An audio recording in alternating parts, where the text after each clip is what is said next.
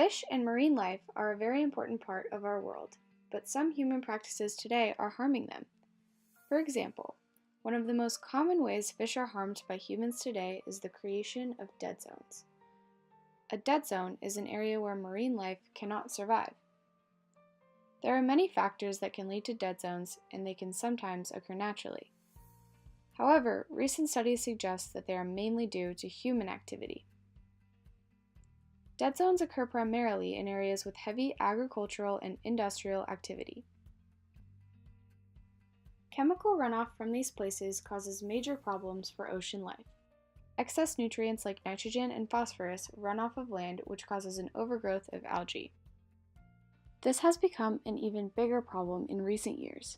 Dead zones with no oxygen have quadrupled since 1950, and dead zones with a very low amount of oxygen have increased by a factor of 10. The algae decomposes in the water, depleting its oxygen necessary to support healthy marine life. The algae also blocks sunlight for underwater plants, reducing the amount of oxygen in the water.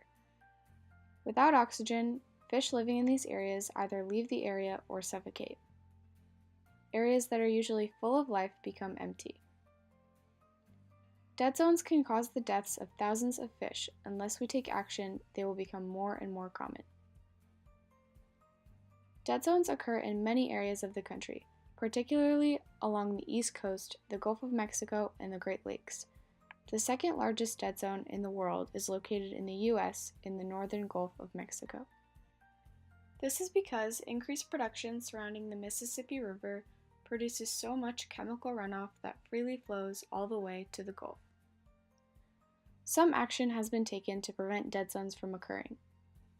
For example, a law was proposed recently that suggested there should be federal numeric standards for nitrogen and phosphorus in parts of the ocean.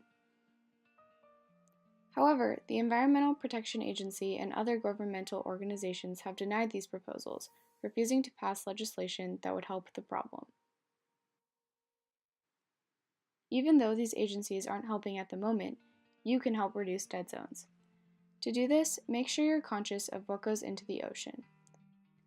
Pick up your trash and don't dump or spill anything harmful into drains that lead to the ocean to avoid excess nutrients. Also, purchase food from companies that don't use chemical pesticides that may run off into oceans. Together, we can make a difference in reducing dead zones. Everyone can contribute to make our marine ecosystems a better place.